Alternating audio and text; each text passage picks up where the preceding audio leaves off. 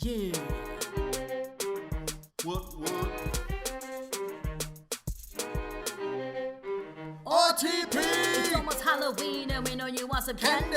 Watching rom-coms, feeling kinda handsy. Baby girl, I hope you're not afraid of the dark, cause of these three baddies gonna tear this film apart. Layers on layers, Todd dressed like a mummy. Big Mike gonna try and date your mommy. Your girl Paige is a stone cold meanie. Romancing a podcast on Halloween.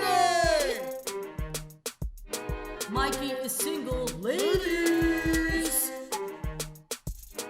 Thank you for tuning into Romancing the Pod. You had us at hello. I'm Paige Wesley. I'm Mikey Randolph. And I'm Todd Schlosser. And this week we watched So I Married an Ex-Murderer. So this is clearly not the first time any of us had seen this movie, right? No, absolutely not. I love this movie growing up. Oh my God. Okay, so Mikey, I don't know if you had the same experience I had with this movie growing up, but this movie was my humor style growing up. Oh, no. Oh, I know. That is the correct response to that page.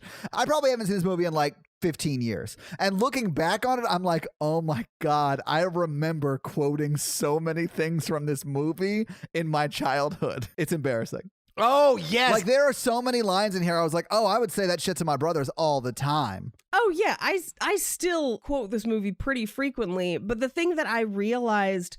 Hello. Yeah, exactly. On this watch through, I was like, how insufferable would Mike Myers be as a real person? Like his character as a real person.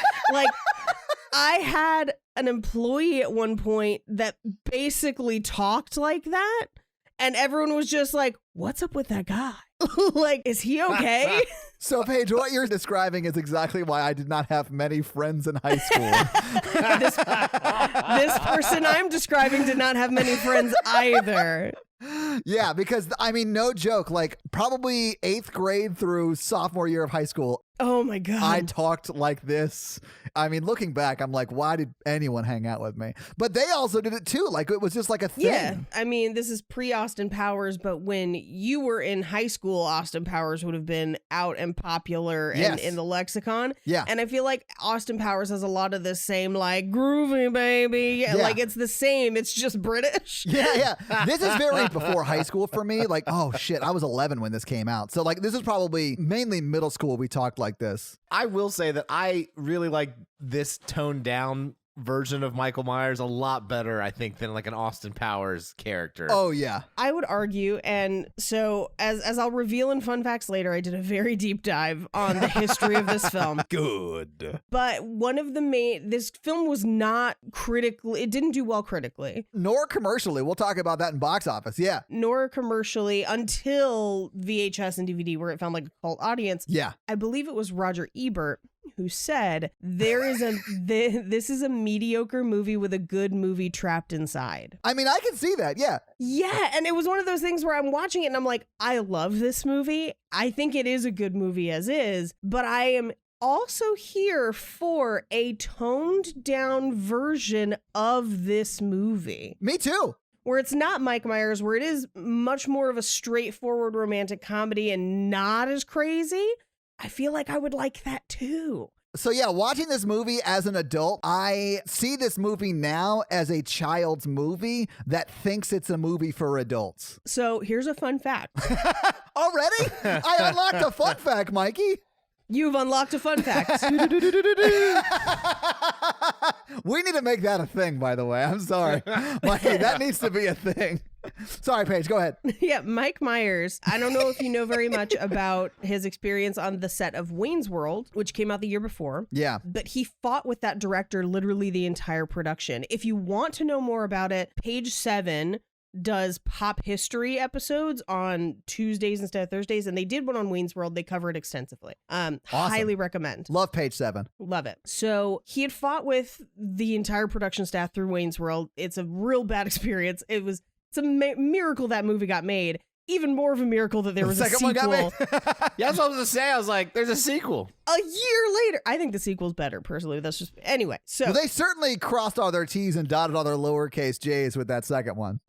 Absolutely. So in between the first and second Wayne's World, they filmed this movie. Yeah.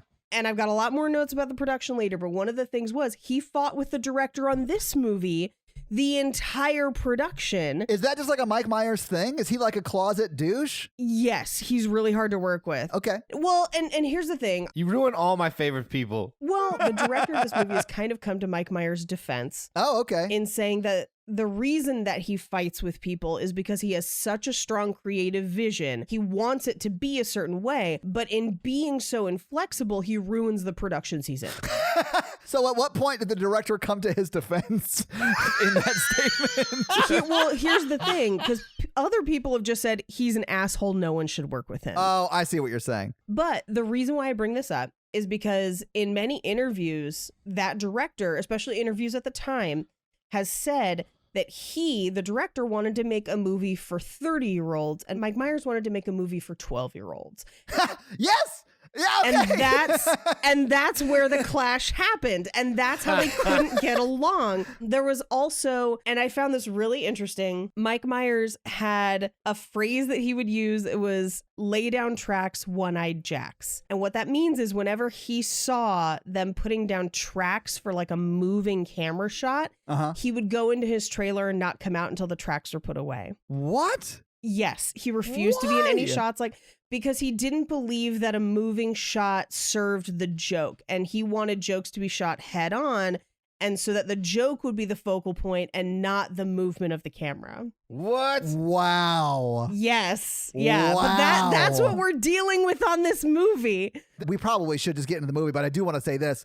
Coming from someone who grew up on improv comedy and SNL, like I can sort of understand why he feels that way. But Yes, having 100%. grown out of that and learning quite a bit about cinematography just from my day job, like you can still be very funny in a moving shot. I've seen people with a shoulder mount Steadicam be funnier than anything I've ever seen on SNL. Like you don't need to have cue cards to be funny, Mike. Let's do this. The camera can also be a comedic element. This was something I made. I tried to make a project probably almost 7 years ago at this point. I was making it with a person who was very, very funny, and they were comedically wonderful, did not understand cinematography, and would consistently be like, no, we have to shoot something this way. And I'm like, we can't. I'm not a great cinematographer, but I know enough to be like, we can't. We have to shoot things X way or else it will not cut together well. And it doomed the project. Yeah. So like him having that level of a control issue about it, pretty rough. It's a miracle this movie got made, basically. Yeah. Let me just say this about it, because, and this is something I'm super passionate about, but I feel like in order for a movie to be a great comedy, you have to have very funny people writing it, very funny people on screen, and a very funny person editing it, because any of those three components being bad is going to ruin it. Yeah. It's just so hard to make a very, very good movie that the fact that any get made is amazing. And I do love this movie. I think it's great. I do too. But I feel like it is a movie for 12-year-olds. But it's like, to me, it's like what a 12-year-old thinks their 30s will be like. Yes. I agree, Todd. When I was like 12, I was like, I'm gonna be like this. This is gonna be fun. And Mikey, you are like this. You are Mike Myers in this movie. Well, I'm gonna argue. Hello. Hell yeah, Mikey. You're absolutely right, because it was written by somebody else. We have to get into it later, but the things that get lost between the original version and the version we got are things that a 12-year-old wouldn't care about. And the things that get added and the things that stay are the things that a 12-year-old wants in this movie. Yeah. Even their sex scene is like, I spent the night over there.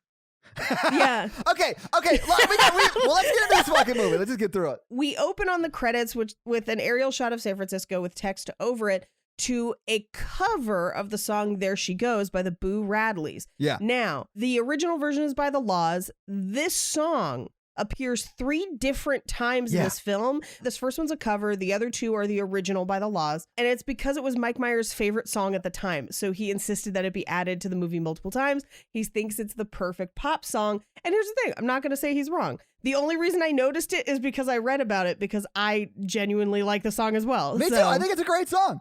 And I think it fits this movie. You know, it probably fits a lot of rom-coms, but it fits this movie. It was in a lot of rom-coms at the time, especially a few years after this when Sixpence None the Richer covered it. Then it was in fucking everything. Yeah, until Semi-Charmed Kind of Life came out, it was like the go-to rom-com song. Oh, Semi-Charmed Kind of Life, baby. Look, 90s pop is best pop. We all know it's Hell true. yeah. That's true. That's true. So we cut to the outside of Rhodes Coffee Shop On Jack Kerouac Boulevard. on Jack Kerouac Boulevard. There's a lot of things named kind of twee in this movie. We follow the camera in and we follow a giant cappuccino through the room. I loved that shot as a kid. It's a great shot. And I will say, I think that shot like made me want to figure out how to be a cinematographer on some level, because as a kid, I was like, how did they do that? And like I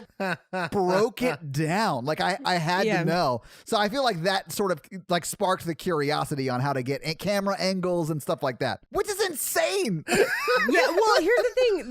That's one of the few very cool shots in this movie. Yeah. But it is a really cool shot, and I still like it. Yeah. I think that should have been the credits. I think they do it after the credits, but probably should have been the whole credits. Yeah. Like Naked Gun, but like with a cappuccino instead of a cop car. Yeah. Absolutely. She hands Mike Myers the cappuccino, and he says, "Excuse me, miss, there seems to be some mistake. I ordered a large." Hello! This is our first introduction to his weird vocal tick. The joke's funny. It is You don't funny. have to say hello. Yes. So he just came off Wayne's World. It's like Schwing. Yeah, It's the same. And I would say it's hat on a hat. It's like you made the joke once. It's very funny. You don't need to do anything after that. Your job is done. And he literally says it twice back to back. Yes. In this one? Yes. He goes, hello, and then again. Hello. It's like the audience didn't give him the proper response he was expecting, so he took it again, thinking they would just cut one of them out, and they did not. Well, this movie has a lot of improv, and I think I think some of it might be things weren't cut. I don't know. But he turns to his best friend sitting next to him, Tony, and says, "What's the deal with your clothes? You look like Huggy Bear." I love Tony so much. Yes, Tony's the best. He I love is. Tony's whole subplot. Me I love too. Tony's character. It's the best part of the movie. I've met the actor who played Tony. Are you serious? Yes. Oh my God, can we interview? I love this guy so No. much. He's not nice. Oh, What? Paige, stop it! you ruined everything. So here's how. When I Holy first got shit. to LA, I had to find a new doctor, obviously, because I didn't live at home anymore. Is he your doctor? We had the same doctor for like 10 seconds.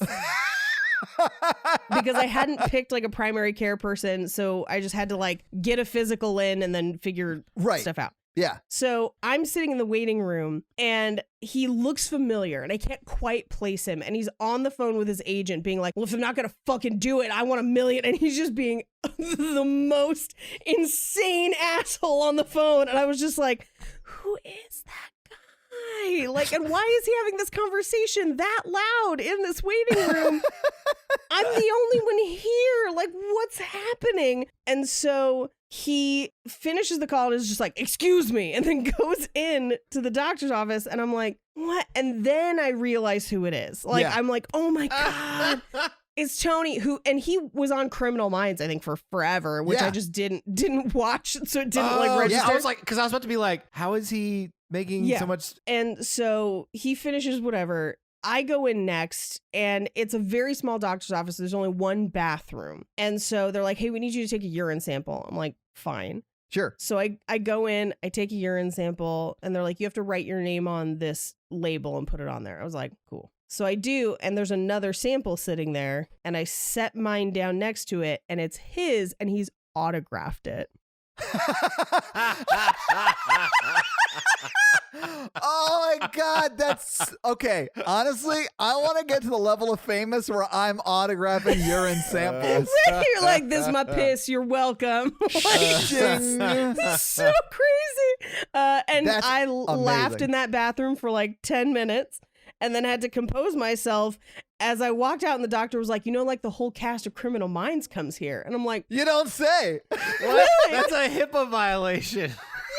It super is. But the joke is so much funnier, Paige, and I don't know why you buried the lead on this, but he is still dressed like Huggy Bear at the doctor's office.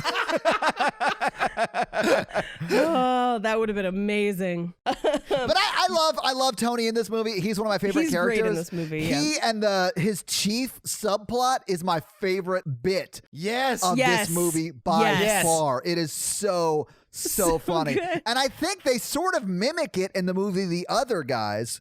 If you've seen Yes. that Yeah. movie, it's not a direct ripoff, but it It's feels the like an same homage idea. to me. Yeah, I love it. In some ways, this movie is A for 12-year-olds, and in other ways, it is ahead of its time. And I think the combination of the two resulted in bad critical reception and not a lot of money. But a great movie. I love it. Great movie.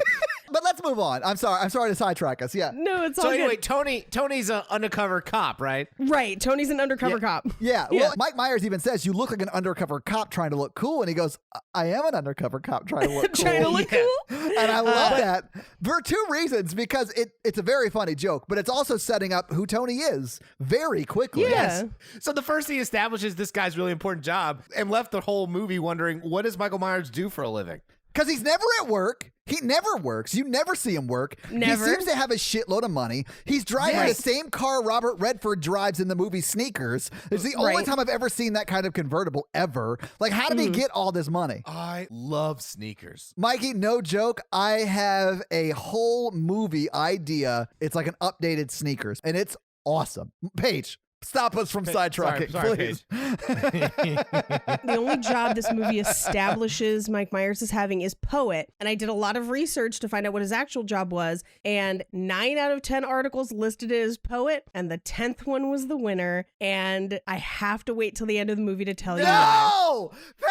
Paige! You are so mean. Okay, fine. So, it'll result in like a half-hour discussion if we get into it now. But suffice it to say, Mike Myers does have a real job in this movie. Okay. It is not enough to fund his lifestyle. My guess is television kids presenter. No, you mean like Mrs. Doubtfire and other movies that take place in San Francisco that people can't afford? Yeah. Can I just say, as a kid, I was obsessed with the guy who was on stage Yes! before Yes! Mike Myers. Yes! I thought that his poem, entitled something to the effect of "An Open Apology to the Aliens that Abducted Me While I Had a Panic Attack on Their Mothership." Yeah, who I inflicted great. Yes, Yeah. yes, yeah. And then he takes a beat and says, "Autobiographical." And that to me was the funniest joke. I thought that was so funny. And I think one of the reasons is he plays it straight. Like, he's not Yes. playing it like it's a joke. It's so good. It is so funny. Right. And he looks like Carrot Top did in 93. So I thought that was hilarious He too. does look like Carrot Top. He's not Carrot Top. He is a comedian. Not a very I'm sure. famous one, but now I'm kind of bummed we don't get that poem. Me too. There were actually multiple other poets that were supposed to be in this scene that got cut for time. Oh. So this is where we hear Mike Myers is going to do a poem about Sherry. Why'd you break up with Sherry? She's a klepto. She stole my cat. yeah. God. This is where, and this is literally 5 minutes into the movie, we're getting the thesis statement of you find reasons to break up with people, and that's Yes. why you're alone. So this hit me different as an adult. Oh, did it, Mikey? That's strange. Why did it hit Really? you differently? Wait, Maybe you're alone? To quote your goddaughter, "You're all alone in the world." yes. Sometimes, maybe in the past, I've embellished parts of a person to justify not being with them. There you go. So, Mikey, listen, I've been around for a lot of these kind of conversations, and I don't think you've ever broken up with someone because A, you thought they were in the mafia, or they Right. smelled like soup, right? or they stole your cat. So I think you're somewhat in the clear, although you do have a pattern like this. So, fun Mikey fact, I have broken up with someone about a smell before. Was it beef stew? No, it was just a weird smell. And like when you're like on a date or something, you don't notice. But if you get like if you're like kissing or whatever, I'm like, what is that? Weird perfume? I don't know. Yeah, I don't know. I don't know what it was. And Well, I do like the girl that he talks about being in the mafia, and Yes. She was in the Cosa Nostra. Yeah, because she wouldn't tell me her job. And then Tony's like, she was unemployed. Well, that's just the perfect cover page. Yeah. Which is a better reason to break up with someone. I mean, Wow. You better be employed, ladies. Kicking people while they're down, Mikey. but I mean, like, not like you're dating them and then they get laid off. I just meant like, I don't know. I think it'd be hard to date if I was unemployed. I don't know. I feel like you'd have a lot of free time. You'd be able to like accommodate, anyone's schedule. It'd be great. I feel like it depends on, is unemployment a lifestyle or just a circumstance? a point in their life? So, but, Right. But then your whole dating is trying to figure out that. Yeah. They're always like, hey, do you want to meet at the park? Yeah. Or then like the second date, she would try to like get the check and then I'd feel guilty. And then there'd be a lot of weird dynamics there. Yeah. So the next scene we get is the MC calls Mike Myers up. Now, the MC was actually supposed to play one of the other poets. Oh, yeah? Yes, in the rewrite, like 1 or 2 rewrites before what got filmed. And she was supposed to be a poet who performed in a burlap sack. Her character was only known as the Sack. Oh, God. So can I just say this next little bit I had so many questions about, because he gets on the stage and it's not just he recites a poem like everybody else did. He has a jazz band and a slideshow. Yeah, he's got a PowerPoint presentation timed to the jazz. Yes. And this is before PowerPoint. Someone was running that slideshow. I know. So this one poem has a 5-man crew. He's got 3 in the band, 1 person running the slides, and him. Right. When do they rehearse? Like, what are they doing? They can't make money at this. Yeah, I had to imagine that the band was like the house band for the coffee shop. But they follow him around. I know, and that's what's crazy. Well, here's the other thing, too. They play the same song every time. That's true, yeah. Even though his poems change slightly. He just changes the words. But this scene, this is the first introduction we have of the woman, woman, woman poem. Yes. This scene took 14 hours to film. Why? Because Mike Myers had trouble getting the words and the rhythm right with the music and the slides, and he wrote the poem. Really? What? He wrote the poem and he couldn't get it right? Yes. I wonder if he just doesn't have any like musical timing. Like I could see that being difficult. That would be me. But if I'm not a professional poet, I would just be like, you know what? I'm at a coffee shop. I'll just be a shitty beat poem and then be done. Yeah. Well, trying to get your words in time with music like that is difficult. Like, I don't know if anyone here's been in Into the Woods, but that shit is hard. I was in the orchestra for Into the Woods. Okay, did you see the witch bash her head against a brick wall trying to be like, but it isn't my fault. I was given those beans. You were persuading me to trade my like, and you're just I can't. I hate it. It's so difficult. It takes a lot of rehearsal. Yeah. But yeah, so it took 14 hours to shoot that one scene. That's insane. I remember laughing so hard at the picture of that woman with the cat. With the cat just looking out the window. Yeah. God, it was so funny. It is really, really funny. I mean, I'll admit I laughed when I saw it yesterday. I thought that was hilarious. It was really funny. And I knew it was coming. You know what's insane, though? What's insane about this is he definitely brought that woman to this coffee shop while they were dating. People who are there know her. And now he's showing her in his presentation, calling her a thief. That to me was insane. Yeah. The thing that I think is really interesting about this first poem that we don't really get with anything else, but it kind of sets the stage for some of the other poems, is he does the refrain about they make me horny Saturday morning, girls and cartoons will leave me in ruins. Yeah. I want to be Betty's Barney. That sets the stage for the way he views women, I think, a little bit. Oh, yeah? Where he is not viewing women as whole people. That's why one weird thing turns him off. I mean, I can see that. I also got the vibe that he just had commitment issues, because I know people like that who will just look for anything as a reason to get out because they're sort of afraid to commit to someone in like a lifelong or a long-term relationship type scenario. Yeah, I think the rest of the movie, we kind of see him reduce these women to like one thing or one trait. Yeah. And that's the only information we get about them in the movie. Like they smell like soup. Well, I mean, now granted, that's probably the most memorable thing. after a breakup, you do sum people up with like a one sentence. Well, it's kind of like Sherry, the girl he broke up with because she stole his cat.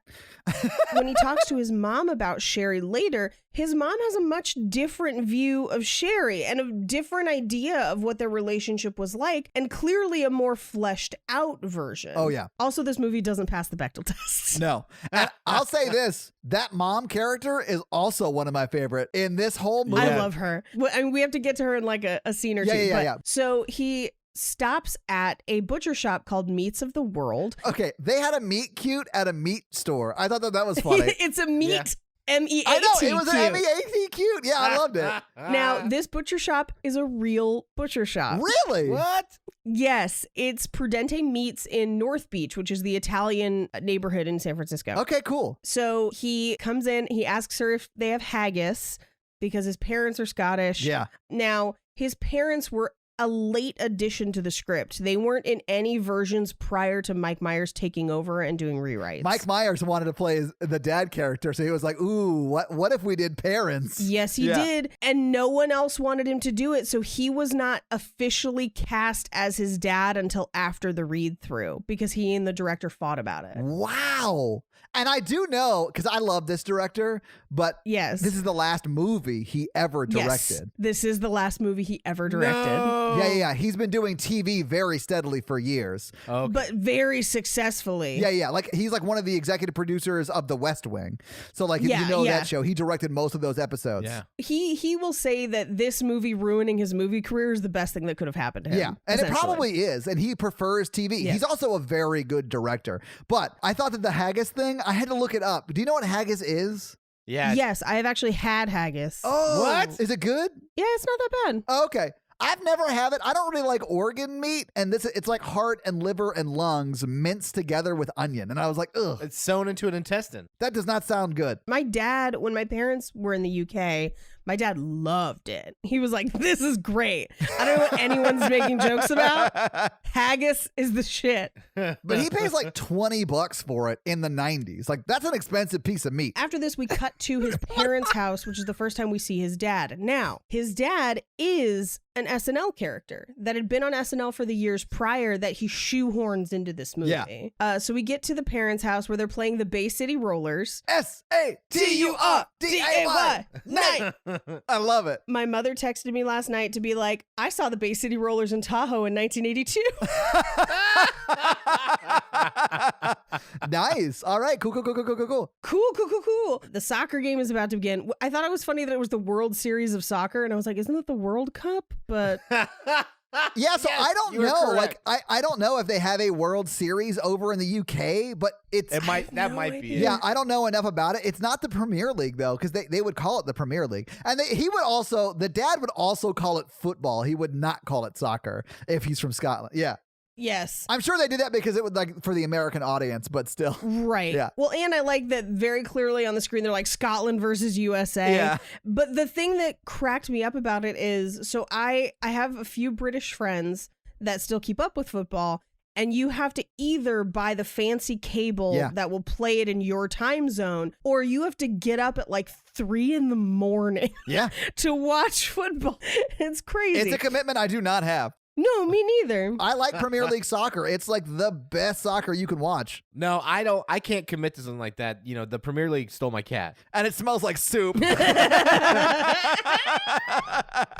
I love so much about this scene because the mom is amazing. Mike Myers as his dad is hilarious. And I love how his dad refers to Mike Myers' younger brother as Head But heed. and does not call him anything else the rest of the movie. So much so that his name in the credits is H-E-E-D, Heed. Which we know that his name is William. Yeah. Because he says it in this scene once, but And then they call him Heed the rest of the movie. apparently there was supposed to be a shot of him at the wedding at the end of the movie with huge dreadlocks to like make his head even bigger. Yeah. And Mike Myers was like, it's too much. Yeah. But the first thing he says in this scene is, give your mother a kiss or I'll kick your teeth in. Yeah.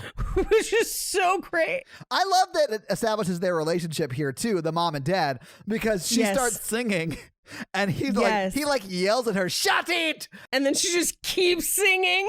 She's like, no. Fuck you. Yeah, I loved it so much.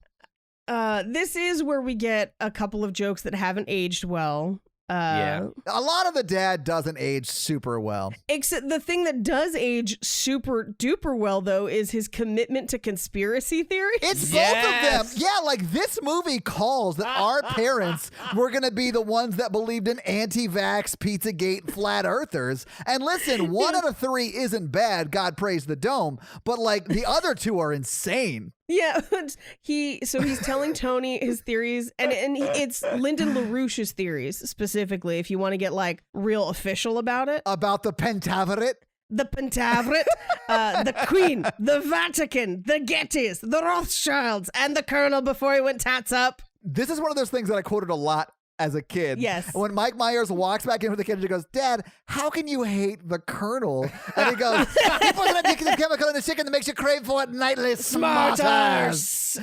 I remember thinking that was the funniest thing. Oh my God. The thing that I used to quote a lot is in the very next cut where he walks into the kitchen with his mom and she says, would you like a juice? I juice everything now. I got myself a juice tiger. I'm on the Weekly World News Garth Brooks juice diet.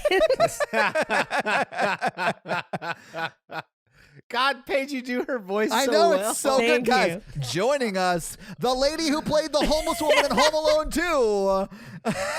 I forget the actress's name, but she's amazing. And she was the She's homeless so lady in good. Home Alone 2. Yeah, so this is the one place where we get Heed's name, because we cut back into the living room with his dad and he just, William, move your head. Now, Head Yeah. was an actual 16-year-old who filmed all of his scenes over one weekend that happened to be his birthday weekend. Oh my And God. So he spent like his entire birthday weekend just being berated for the size of his head. That's And amazing. as an adult, he's like, hey, I got to be in a hilarious movie. Yeah. No regrets. Absolutely. Yeah. This is where we get it's a virtual planetoid. It's like Sputnik. It's spherical, but quite pointy in parts. Pointy parts. We cut back into the kitchen where his mom is, Sherry's late. And he's like, oh, Sherry and I broke up. She's, I liked Sherry. And he's like, well, don't make it harder on me. Yeah. And she's like, why should I make it easier? You're good together, you and Sherry. You knew that. And Paige has a really good Scottish accent, Mikey. Yeah, Paige thank is you, really killing it. thank you. This is where he's like, I'm terrified of marriage. Yeah. And this is where she introduces the like honeymoon killer plot. Yeah, she introduces the movie to us, really. The paper. Yes. Yeah. Yeah. I'm kind of glad. As a 12-year-old, I like it when it's laid down on black and white. Oh, it's very clear, yeah. Maybe there's something to be said for that. Did you read the paper? Heed paper. No. I love when he walks in there with the paper and then it cuts to the dad talking to Tony and he's talking about how like it was really mean. I just love where he's like, he's going to cry himself to sleep tonight on his huge pillow.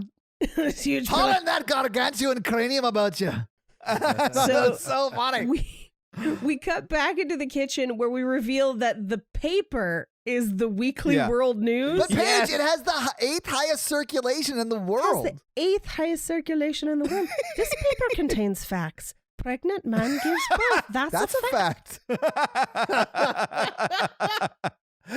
The world really hasn't changed much, has it? No, it has not.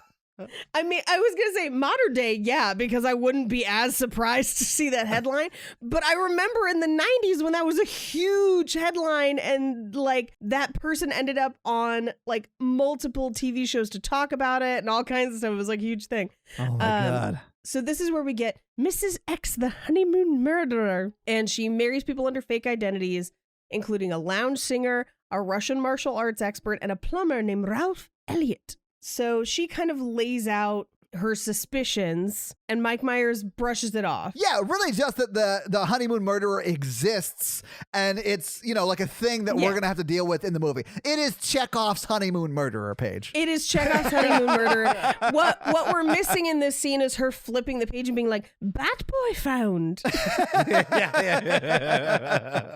Parents murdered in alley after opera. Bat Boy found. So They leave. The next scene is them leaving. Fine, go. You've stayed your hour. This is the shot. I feel like the mom makes her paycheck in this movie because when she kisses Tony, that's already funny because she's like really into it, right? Yes, and then, yes. You're a sexy wee bastard, and like you turned into a right sexy wee bastard, didn't you? and then Mike Myers is like, yeah, I've always thought so, or whatever. And then if you just watch the scene and just watch her. She's like a piece of meat. Yeah, she's giving him the biggest fuck me eyes ever. It is so funny. My favorite is the door closes. She goes back into the house and then she like shakes it off for a second. She goes, oh yes. We cut to Mike Myers is driving and he drives past Meats of the World again. Very dangerously. Yes, that's what happens when you have a crush on a girl. You just stalk them. Well, also, I think that's probably a one-way street. Well, yeah, and he's not taking his eyes off her. Yeah, and that is very dangerous. This is the second time we hear "There She Goes." I believe. It is. You're right. This is the second time we hear it. And just having driven in San Francisco, never take your eyes off the road. No. That place has the worst drivers on earth. We cut to Tony meeting with his police captain. I love him so much. And this scene is so great. We establish like so much about their relationship. Yeah. Where he's having doubts about being a cop because it's not like it is on TV. I fill out paperwork, which I feel like this thesis statement is the reason why Hot Fuzz got made, which is one of my favorite movies of all time. So good. Yeah, it's my favorite of the Cornetto trilogy. I would agree personally. Yeah. I mean, I love Sean, but Hot Fuzz is so good. I like Hot Fuzz a lot. So I feel like we should do a bromance month and do Hot Fuzz and I Love You Man. Fuck, Paige, that's a great idea. Right? Bromance movies, hell yeah. Bromance month would be amazing. Yeah. So he's having doubts about being a cop. He's never chased a guy or hung on to that part of the helicopter. I know that part. I know that part. I love the captain too because he's like, well, you know, paperwork's a really important part of the job. It may be the most important part of what we do. I love that he's like, you never come in here yell at me about having to explain my antics to the commissioner. He's like, well, the truth is, I don't report to a commissioner. I report to a panel of some are elected, some are appointed. It's more of a quorum. Like he explains like the way he reports to it. It's so funny. A yearly basis. Yeah. And then as Tony kind of finishes, he's like, somebody needs a hug. We cut back to Meats of the World. Yes. And I imagine this is the same day. I think he drove past her on the way there and she was opening and then drives back past it. It's crazy busy inside. I think he was waiting for her to be busy. I think so too. Yeah. He comes in. She remembers that he bought the haggis because, it's a haggis. No one buys haggis. Yeah. She asks, do you actually like haggis? And he says, no, I think most Scottish cuisine is based on a dare. Which is one of my favorite lines in this whole movie. Yeah. He offers to help her out in the butcher shop. And the guy behind him in line who's like, I'm next. He asks for a New York strip, 1/4 of an inch thick. And then she proceeds to cut him 1.5 inches thick steak. Yeah. Like, I don't know what she was doing. But 1/4 of an inch is way too thin for a steak anyway. If you watch that again, look at that guy because he looks like a Muppet. Like if in that shot, yes. shot, Mike Myers walks off to go help, like a Muppet, like bopped up next to him, I'd be like, that makes sense because he looks like he's on Sesame Street in that shot. I think it's so funny. He tells her his dad used to be a butcher. He's going to help her out. And by helping her out, he's like goofing off around the butcher shop where he's like sexualizing the slicing of the bacon. Oh, yeah. Well, she's sort of playing along too as she's like making the sausage or whatever. Yeah. I bet her boss was horrified. She doesn't have a boss. She owns the butcher shop. Oh, does she own the butcher shop? I got the impression that it was like a family butcher shop because she moved around a lot when she got married. But knowing what we know, I feel like she comes back and like helps run it when she is in the widow phase of her cycle. He does an alien chest burster with one. It's pretty fun. Yeah. My favorite is when he's making mooing sounds in the back and then fighting a cow. And then just the massage. Do you live in New York? You guide got a me. lot of tension. You guide me. I remember saying that to people all the time when I was a kid. My favorite is the school nurse one where he's got the like where they're just pranking the customers. Yes. But what I found out in my deep dive of research the other night was that there was actually an accident during the scene where Nancy, the woman who plays Harriet, yeah, sliced the tip of her finger off and was rushed to the hospital where they were able to reconnect it. What? There's actually a scene where she's wearing a Band-Aid on one of her fingers. Yes. Is that why? That is why. Oh my God, that's insane. Just so you know, it's the scene where she's like talking about how vulnerable they are when they're sleeping, and she talks about putting something in his ear. Like that's the scene where if you look, she's got a Band-Aid. That's insane, Paige.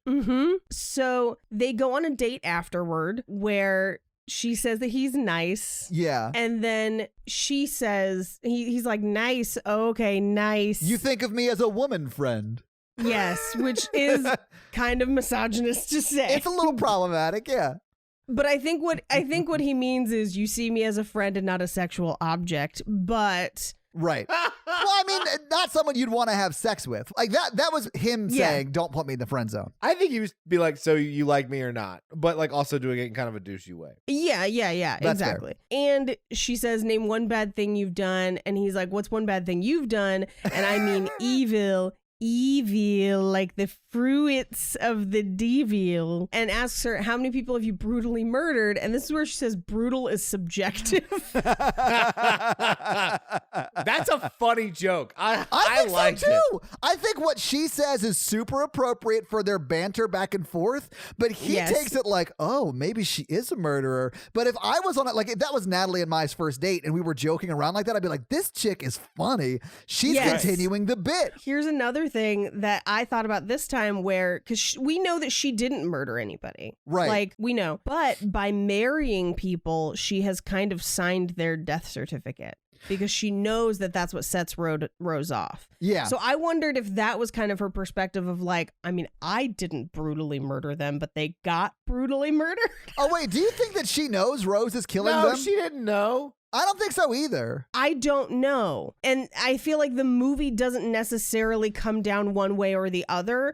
Every other time I'd watched the movie prior to this, I thought she knew. Yeah. And was kind of holding it against her. It says she's scared people are going to leave her because her 3 ex-husbands have all left her, which is insanity that you don't find out that they're dead. But you mean that she didn't? Yeah. Well, but she's got all their stuff. That's the part that I was like, she's got their stuff. She seems suspicious that bad things have happened, and leaving sounds like a cover for them being murdered. So literally every other time I'd seen the movie prior to last night, I thought she knew and was just hoping that one of the times Rose was not going to do it. That's a dark movie. Very dark read. It's a very dark movie. Well, this sounds terrible. When I reveal some stuff at the end in fun facts, that's probably the accurate read of the movie. Oh, damn. Okay, cool. Yeah. It made me frustrated with her because I was like, why didn't she warn him? Why didn't she tell the police? Why didn't she all of this? And then it wasn't until watching it through this time that I was like, oh, I don't know that she knows that Rose has been doing this. Yeah, I get the impression that Rose would write those notes saying that they were leaving her, and she just assumed they left her. Right. And the breakup scene, I feel like it sort of informs that because she's like, at least you got out early, right? You didn't make me marry you only just to leave me, which... Oh, yeah, that's what I thought. Yeah, I think from her impression, it is that they're breaking up with her and leaving to live their own life, not that Rose has killed them. Right. Because that's what Rose is wanting her to believe. But anyway, I think to get back into the scene where we were in, I think that this is the most insane part of the movie, and that is that 2 uniformed Russian Navy soldiers are walking around San Francisco, and no one is wondering what's going on. Are they being slowly invaded? Is it like a Red Dawn situation where a Red Dawn happened and we lost? They're near the pier.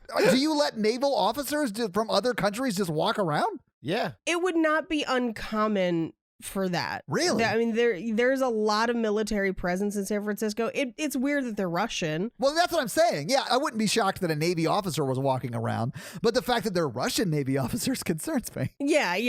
I mean, and this is like the height of the Cold War. Well, no, 93, the Cold War is over, but... Oh, yeah, that's right. Eagle Eye Cherry taught me that. Yes, it did. So that is such a niche joke. I'm so sorry. Mikey's very confused, but Paige, I love you right now. I know that's a band. I like me some Eagle Eye Cherry. So they walk from where they're at, the Palace of Fine Arts, but the sailors talk about her. She responds in Russian. Yeah. And he's like, do you speak Russian? And then he says, not only are you good looking and smart, but now I have to destroy you. Yeah. And then she runs away. And then he does what I would do anytime someone called me over somewhere. And he would go, Nadia, I am coming. And he like ballet dances over to her. I did that a lot in middle school. Oh, Todd, that makes me so sad for you. Yeah. Well, it leads into what for me personally, is one of the funniest lines in the movie, where she says, what do you look for in a woman you date? And he says, everyone says sense of humor, but I'm going to have to go with breast size. It is pretty funny. They go back to her apartment, which is crazy because all 90s apartments and movies look like Anthropology stores or an Urban Outfitters.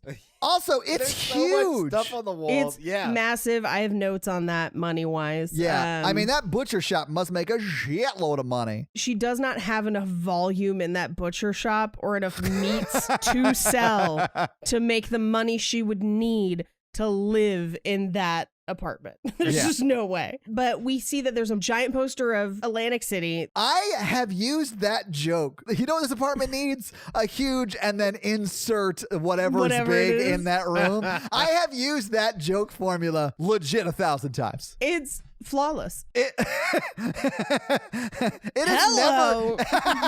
has never failed to get a laugh. Yeah. So thank you, Mike Myers. There's also a martial art weapons display, which I think she explains very poorly. She does. She's like, oh, I had a friend. It was a who friend. was an expert. I thought it would look good on the wall. Like, but that's your why first red do you flag. have it? Yes, yeah. Like, what person would think it would look good on a wall? Your red flag is interior design choices, not that she clearly is talking about her ex-boyfriend she's If I went to a girl's house and she's like, I put ninja stars all over this wall, I'd be like, oh. I'd be like, marry that bitch. Yeah. I'm gonna marry this bitch. Wait, it depends on how she put them in there. If they're stuck in the wall like she threw them, marry her. If they're hanging, she's insane. Well, no, because then your question is like, oh, so do you martial arts? And she's like, no, I just thought they looked cool. And I was like, all right. I'm in favor of this. I think martial arts weapons look really cool on walls. This is why I dated at least one other dude that had katanas. I'm not going to hear weird shit about it. We definitely have a samurai sword in our house right now. All I heard was at least one other dude, and then I knew Jake was a sword collector. I knew it. I love it. We keep the katana with the machete because those are our melee weapons. Yeah, one is an outside sword and one is an inside sword. Do you guys know nothing about samurai culture? Oh my God. Both of them are zombie swords. I got you. I do love the Scottish martial art joke in this scene, the fuck you. Fuck you. I thought that was hilarious, and that it's mainly headbutting and kicking people when they're on the ground. I love that so much. This is also, he looks at his watch, and this scene made me think, oh, she doesn't know Rose is doing it. She's afraid they're going to leave. Yes. Because this is where she's like, it's getting late. And he's like, not for me. For who then? Because she's basically like, are you looking to leave? Yeah, she's giving him an out. And then she's like, well, I'll go make tea, because he's like, it's not late for me. I like the nightlife. I like to boogie. I like the nightlife. I like to boogie. Yeah. And then she goes and makes tea. And then he's like, you know what? It is getting late, and like, I know if we start kissing here, we'll kiss on the couch, and if we kiss on the couch, we'll kiss in the bedroom, and that's the part I always rush into, and I just don't think I should rush into spending the night with you. And then she goes, I want to spend the night together. I have no problem with that. Yeah. So good. Here's what I noticed this time around, and I'd be really curious to find out if Edgar Wright is a fan of this movie. I bet he is. Because there's a very similar scene to this in Scott Pilgrim versus the World. Like, almost identical. It's got a couple extra jokes in it. It's a shorter, compacted version. Yeah. But it's almost beat for beat the same scene, which I think is kind of interesting. Mikey, how many times have you had this sort of conversation with somebody? Is it more than once, less than 25 times? That sounds about right. Yeah, so same. Because, and I think that's sort of how you should play it as a guy, because you don't want to assume. Yeah, you don't want to assume. I feel like it's a good backwards way to find out if there's consent there, right? Yeah. Because you're giving them a very clear, strong out. I agree. Yeah. Yeah, you're saying, hey, I don't want to rush into anything, especially if you don't want to rush into anything. So no pressure. I'd love to see you again. He makes that very clear. I'm a very low pressure guy, so it's like, I don't want to rush things up, and I feel like I do kind of rush things on that level, and then that kind of screws it up, and then if they're like, well, I do want you to sleep, and then I crumple immediately. Yeah, I fold like a cheap card table every time. Yeah, like I could literally go through a 20-minute conversation. Like I really don't want to rush things, like maybe it's part of my commitment issues. But if I rush the physical, it could be And then like the next thing would be like, well, what if we sleep together today? I'll be like, I think we could pull it off. Exactly, that's my point. It's very funny, but it's also like very true to like what I think a guy would do in that situation. I'm just weak. I mean those words. I just am weak. No, same, Mikey. Same. Best of intentions. None of the willpower when it comes to Natalie. Like, I completely agree. To be honest, Todd, you shouldn't have to resist Natalie. Yeah, that's your girlfriend. It'd be weirder if you were. No, I mean like early on, like before we were like living together and like very committed, like there was just no way I could ever tell Natalie no. Well, my favorite thing is what she does next, which is what I would call enthusiastic consent, which is where she says, "You're it. Chase me," basically. Like, I'm in it. We're doing this. Yes. Which is the kind of consent you want, is enthusiastic consent. Yeah, absolutely. And I really do think the bit where he is running up the stairs, pants already down, is hilarious. It is very, very funny. I would have fallen back down the steps, but it is hilarious. Yeah. Then we cut to later that night. This is the first time she's screaming about Ralph in her sleep. Oh my God. Mikey, okay, Mikey, if that happened to you, how would you react? Not well.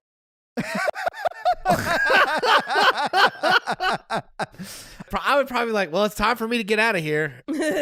So in my mind, when I set you up for that joke, in my mind, what I thought you were going to say is, I wouldn't have been there to witness that because you'd already be home. I mean, well, yeah, you're right. I stay for a few hours. I stay for like the initial, few hours of like sleep cuddle. And then I'm like, well, time to hit the old dusty trail. Macy's got to go out. Macy's got an early meeting. Yeah, Macy's got to go out. No, I would just be like, I stand on the shoulders of Ralph's work. I thought it was awesome that she says, she's my friend. Yeah, she's and then Mike Myers is like, oh, she's your friend? She's your friend.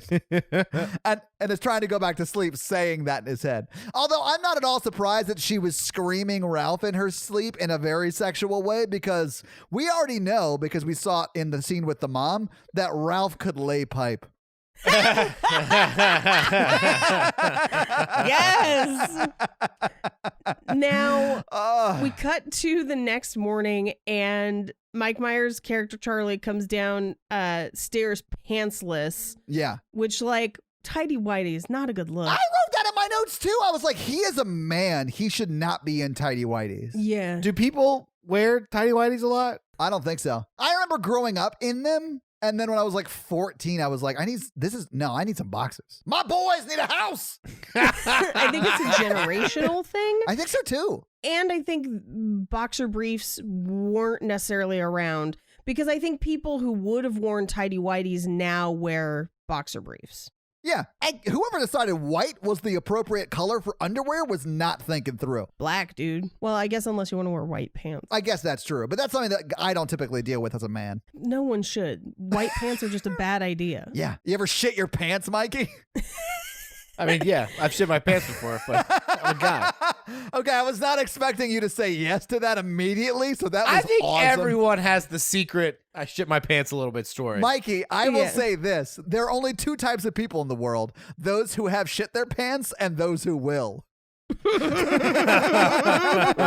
it's gonna happen, guys. Oh my God. He's downstairs walking around in his tidy whities, and he sees a figure in the shower upstairs. Yeah. He walks into the bathroom to surprise Harriet in the shower, but it's not Harriet, it's someone else. It's someone who he thinks is Ralph, which I thought was funny. That was very funny. He comes downstairs and she's on the couch. And he's like, "Hi, I'm Charlie. You must be Ralph." And she's like, "No, I'm her sister Rose, but she gave me a note for you." And then she just reads the note out loud to him. Yeah. It's so bizarre. "Thanks for the hot dog. Yeah. My favorite is she's trying to get him to stay because she wants to talk to him, I think. Yeah. She says, what would you say to pancakes, fresh squeezed orange juice, and Kona coffee? And he's like, great. And then the next scene is him eating Fruit Loops. And she's like, I didn't have that other stuff. He doesn't ever eat it, though. He just looks at it. He just looks at it. Yeah. But this is where he kind of talks to Rose and finds out a little bit about her. And she says, she didn't speak of me. He says, well, she talked about a martial arts guy and Ralph. She says, she talked about them. And he said, well, she kind of screamed about Ralph. She says, well, you know Harriet. And he's like, No, I don't. No, I don't. and he's like, but you had sex with her. Hello. He then is like, I'm going to go now. And she says, I won't tell her anything happened. And he's like, nothing did happen. And she says, don't worry. Just be careful. Yeah. Which is terrifying. It is. And her voice. Okay, so the actress who plays Rose is, I think, amazing. She's so good at being creepy. She's creepy at a lot of stuff. She's so good. In this scene, like, even her voice alone is creepy. Her name is Amanda Plummer, and she does berserker mode better than like anybody else because she is the one in Pulp Fiction robbing the diner. Yeah, she's so good. But she has that great like, any one of you motherfuckers, and you're just like, ah. So good. So we cut to the next scene where he and Tony are on a boat out to Alcatraz. When they take the police boat just to go on a tour of Alcatraz. Yeah. That, which is also insane. One of my favorite songs of the era comes on, and that's Two Princes by Spin Doctors. Yes, yes. Well, and I remembered when we talked about this movie a couple weeks ago, and you said Two Princes, and I was like, no, it's the Bay City Rollers. No, and I said heard Spin Doctors. You said Bay City Rollers. But we were both right because, yeah, we were talking about two different iconic songs from this movie. And I was like, oh my God, it is in this movie. Yeah. It is here. Like, I honestly, in my mind, had forgotten There She Goes was in this movie, but I remembered where Spin Doctors was. My favorite, so neither of you have been to Alcatraz, right? No. I have not. I wanted to go when I was in San Francisco last, but I couldn't. There's a ferry. Yes. To Alcatraz. And part of the reason there's a ferry is because it's real choppy. So like that police boat, they would have just been like vomiting off the sides of it. Like, and they're standing in the front of it, arguably where you'd be dealing with that the most. Yeah, there's also like not really a place to dock unless you're like on the ferry, like purposefully, like so people couldn't escape the island. It's like a whole thing. Yeah.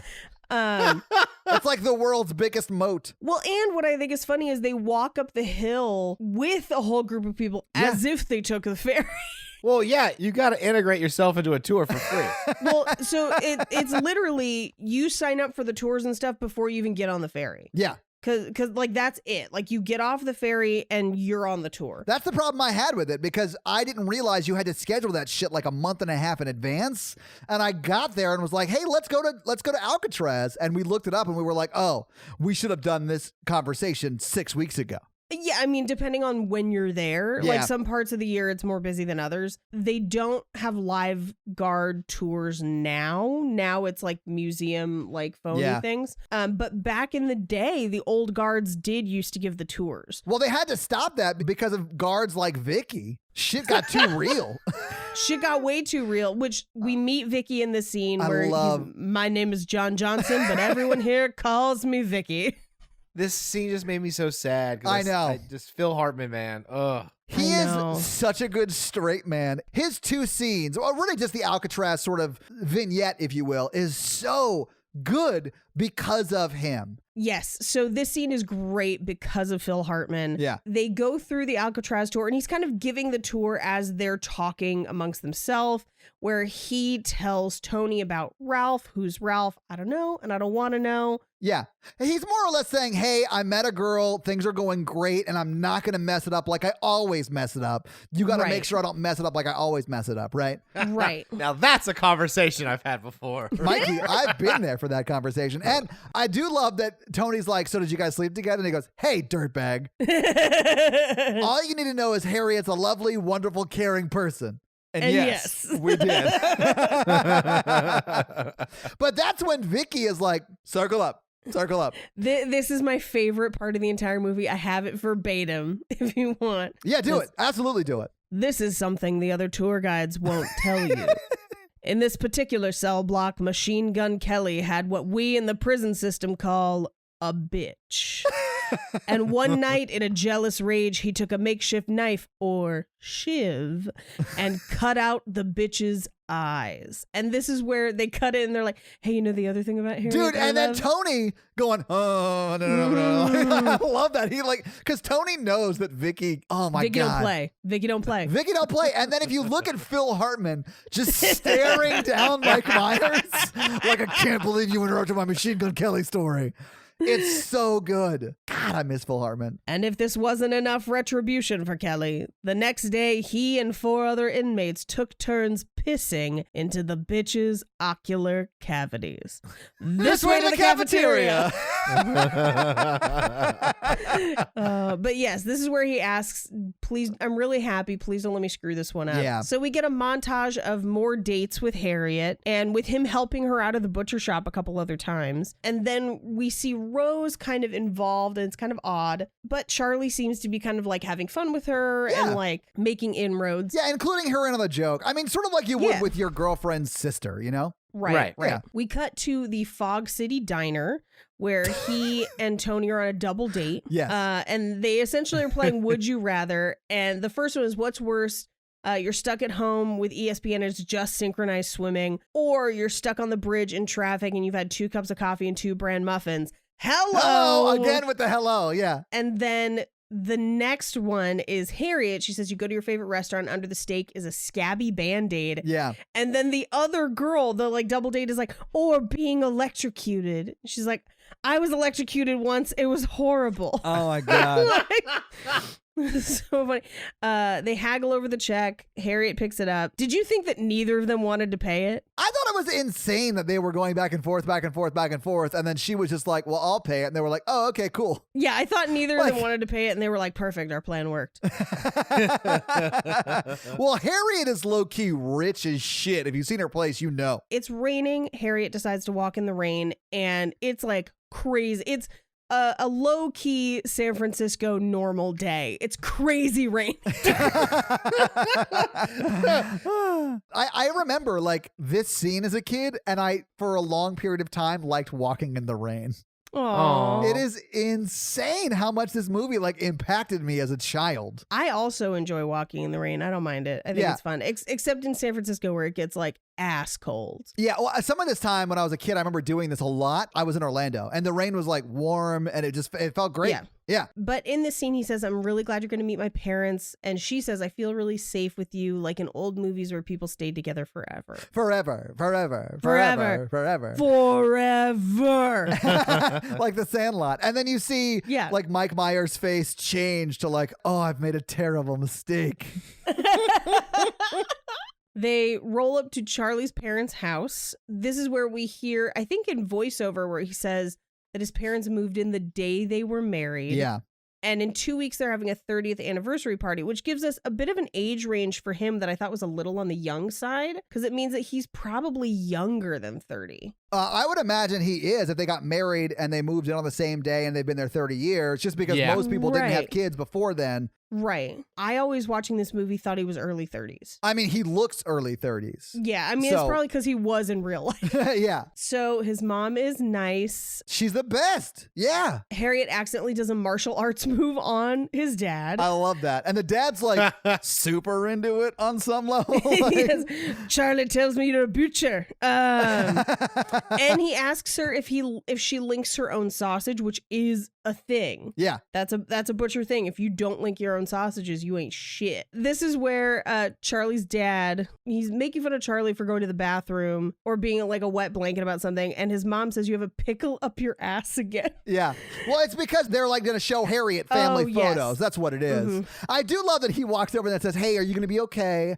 I need to go to the bathroom or the washroom or whatever. And she goes, yeah, I'll be fine. He goes, yeah, apparently I have a pickle in my ass. Yeah, I gotta go take care of that. And I also think when he goes to the bathroom, there's a very funny joke where he closes the door and there's a dartboard and the queen is on the center of the dartboard with darts in her. I had never noticed that until this time, and I have it in my notes this time too. Yeah. Oh man. So great. And his dad's pestering him in the bathroom. Yes. But this is where they put the paper in the bathroom and he's reading about the honeymoon killer again. He's kind of putting some pieces together. Yeah. He looks back out into the room and his mom is asking Harriet, have you always lived here? She says, no, I've moved around quite a bit. Yeah. Then we cut to them driving home, and she says, I had a really great time with your family tonight. And he's just like, great. And then he says, you know that martial arts expert friend you had? Was that here in San Francisco? And she says, no, it was Miami, which is where it was in the newspaper. Right. Oh. And she says, your family's really great. And then he says, was that before or after Atlantic City? And she just says, I hated Atlantic City. It's full of gamblers and lounge singers. That guy was a lounge singer from the paper. Back at the apartment, she's screaming Ralph in her sleep again.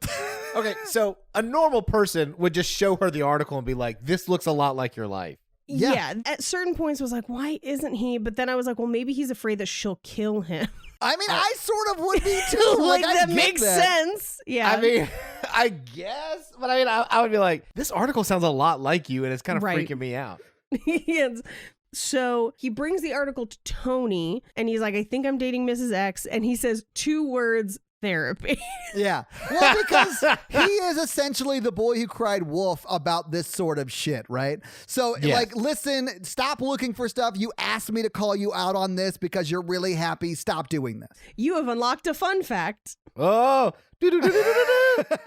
So this movie in the original writing went through a couple different titles, and the one it settled on prior to Mike Myers taking over and rewriting the script was The Man Who Cried Wife. Oh, damn! I love that title! That's so great! The original title that this was pitched under was Fatal Attraction, because they didn't know there was another movie called Fatal Attraction. Oh, that's great. I love The Man Who Cried Wife. That's amazing. The Man Who Cried Wife, yeah. It's a pretty amazing title. So he breaks down the evidence, and Tony's like, you're just getting scared because you think she could be the one, and to you, marriage is death. The one fact we get out of the scene, the extra part, is that the lounge singer she married could sing the song Only You in 6 different languages. Yeah. And Tony is like, can she sing it? He's like, I don't know. We haven't reached the all-important, do you know the words to Only You phase of our relationship. Right.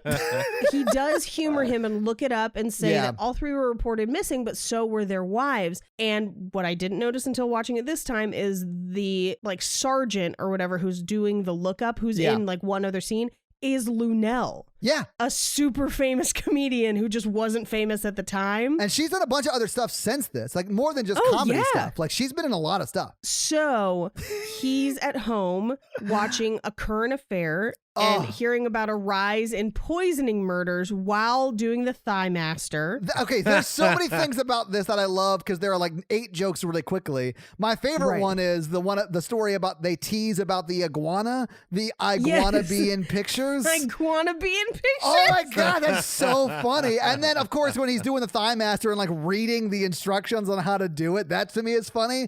And you see him reading the instruction manual later when they get in bed. Which is also like he's still insane. trying to figure it out. And then when it shoots off and goes behind the couch, so funny. Have you ever tried a Thigh Master? No. Yes. Oh, it's nearly impossible.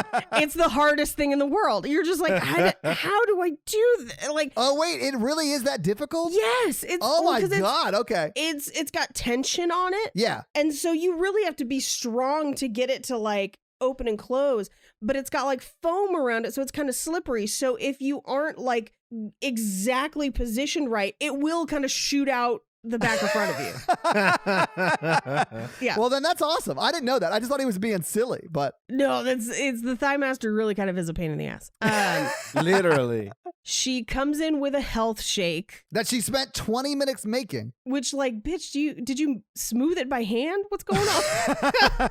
And she's trying to get him to drink it. He won't do it. He goes into the closet, which has a glass door. Well, because he just watched the thing on A Current Affair about poisoning, and he's afraid that she's poisoning him. Yeah. I'm more worried about a house that has this many glass doors inside. Yeah, because you can't throw stones at other people. Well, it's purely for this gag. Oh, yeah. So she slams the door with him in the closet, and a whole extra closet's worth of stuff falls down. Oh, like an impossible amount of stuff. Yes. Like skis. I do remember saying like, she's got a lot of stuff in her closet. Like as a kid, I thought that was like both plausible and hilarious. And there's no way that she had that much stuff above him in the closet. Also, he'd be dead. He's going to yeah. suffocate in that closet. Well, and I do love that they hold on the shot so he can open the door and just fall out. Because Yes. you see his legs like poke up out of the stuff as he falls out of it. We cut to a little bit later. She gets into bed and she's like, I'm sorry. This is the Band-Aid scene. This is the Band-Aid scene. Yeah. And she's scratching his back in order of where things are on the map. So he's telling her parts of the city, and that's what she's scratching. Then he says Coit Tower, which his dick. But then he says San Andreas Fault, which would be the crack. Yeah. Which is pretty funny. She says, I feel like I can tell you anything in the world. And then she says, have you ever stood on a cliff or a subway platform and thought, what if I pushed the person next to me? And he's like, no. She immediately goes from, I feel like I can tell you anything, to confessing that she has thoughts of murdering people. Yeah. We all do. Yeah, Mikey, I know from the mental health professional on the podcast you're going to say that. But like, if a girl said that, what would your reaction be? I'd be like, yeah, I'm like this close to killing a lot of people all the time. All right, well. I will say intrusive thoughts are normal. Yeah, Like, yeah, that they is- are. that is Yeah. a normal thing. Now, she kind of spins it. She's like, but how many times do we trust people? I could do anything to you in your sleep. Like I could stick a needle in your ear, and he freaks out. Yeah. She does stick her finger in his ear. Yeah, and then she's like, I'm just trying to show you what a good relationship we have. And he's like, I have an ear thing. And she's like, well, fine, I'm just going to bed. And then he does this thing where he's like, human blanket, and then just like flops over on Yeah. her. And she's just like, no. Do you know how many times I did that as a kid?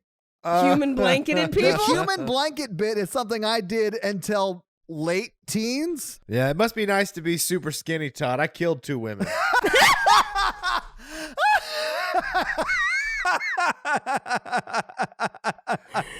Oh my God. So, but now when I do it, it's like for people with anxiety disorders. I'm like, weighted blanket.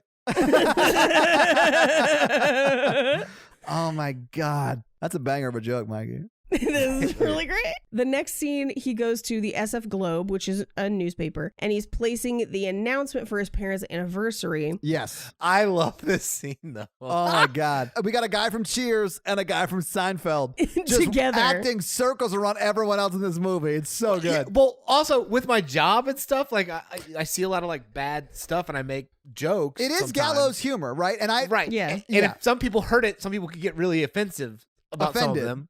Offended, yeah, yes, true, and they would say I'm offensive. Yes. So it's Yes. like I get it. I'm a bad person.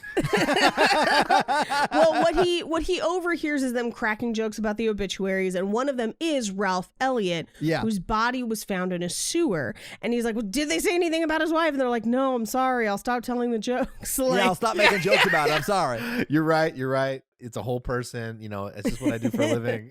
I've like had this conversation. I love how this scene ends, and it's like the guy from Cheers saying, well, Yo. after Kramer like leaves, like yelling, look at the insensitive man. Everyone stop what you're doing and look at the insensitive man. That's what you're paying you for. Like, I love that part. And then the Cheers guy looks at Mike Myers dead on and says, he was my ride home. And then Mike Myers goes, understood. And what should have happened is we see a tag on that scene with Mike Myers driving that dude home. I thought that too. That would have been so funny. That would have been a great joke. And him trying to tell the story to him, like, do you think I'm being crazy? Like, And then him going, this is my stop.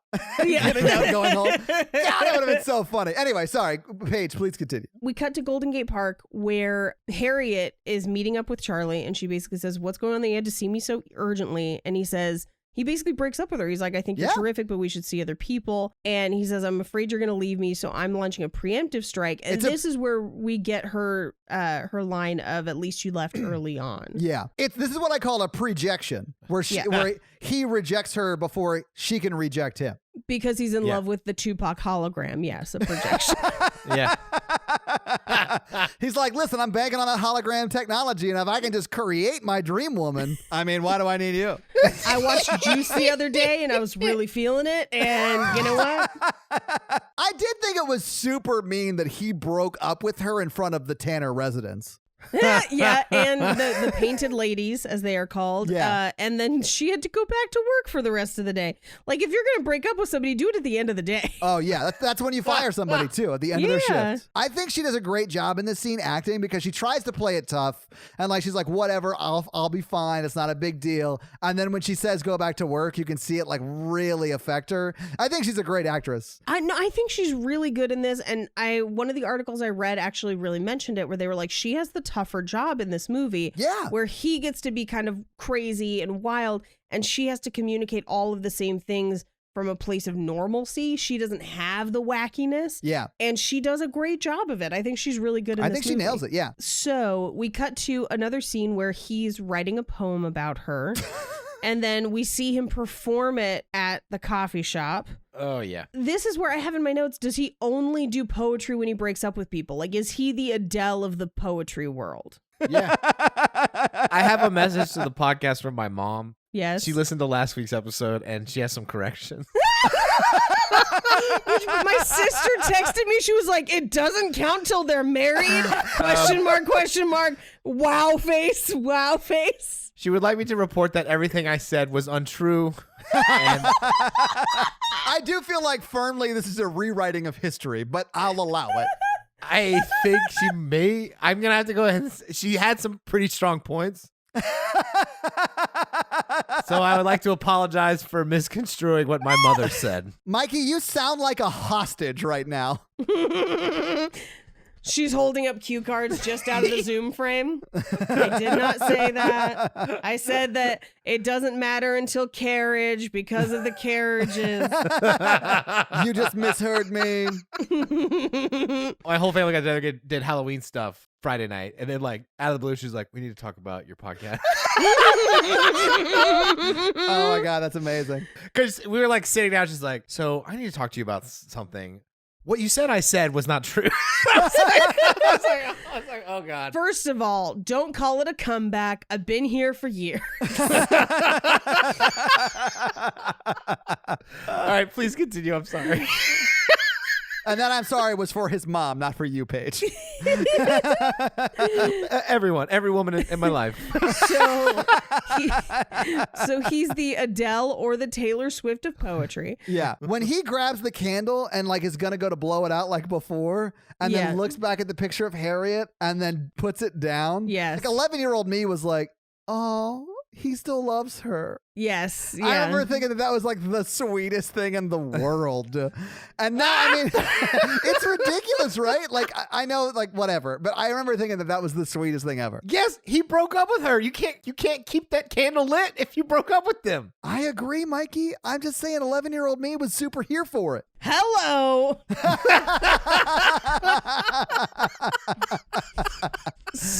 Oh, my God. So we cut to his apartment. This is the only time we see his apartment. We only see a section of it. Yeah. And he has a corner view of the city skyline. It's a beautiful skyline. He gets a phone call. From Tony, yeah. Yeah, from Tony that says that somebody turned themselves in for the murder of Ralph Elliott. And so he runs out of the house. He goes directly to Harriet's house to apologize. Yeah. Rose comes in behind him, scares the shit out of him. I thought that was so funny.